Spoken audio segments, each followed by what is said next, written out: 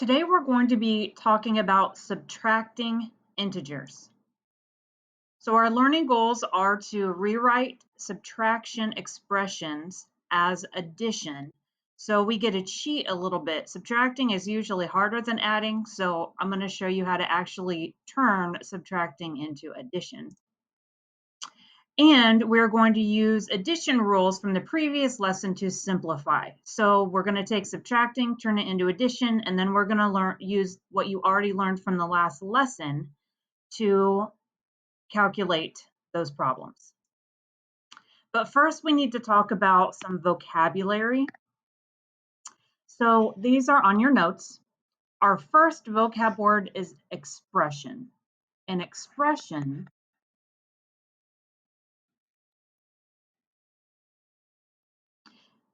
is numbers, symbols, and operations grouped together. So the expression is kind of like the sentence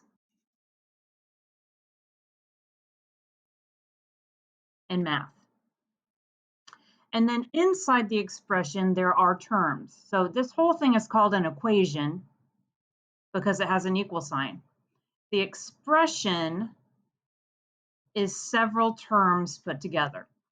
A term is either a single number, a variable, or numbers and variables multiplied together.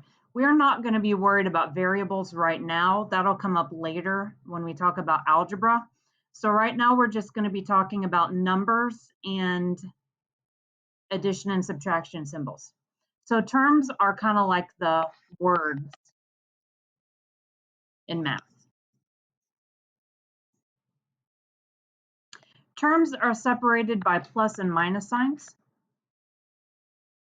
And one thing that seventh graders struggle with is that the positive or negative, the plus or minus sign, they belong to the number that it is in front of.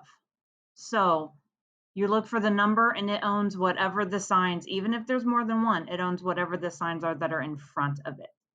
So here's our first example. Identify the terms and draw a circle around positive terms and draw a square around negative terms.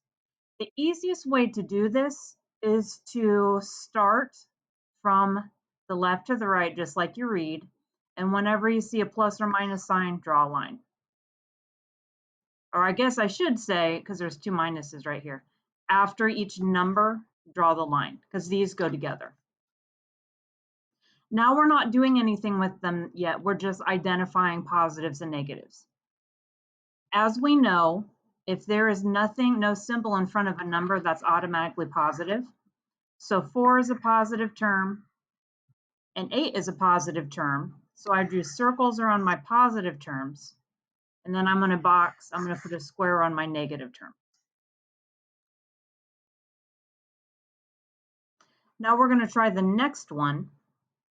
So once again, I put a line after my numbers to split up the terms.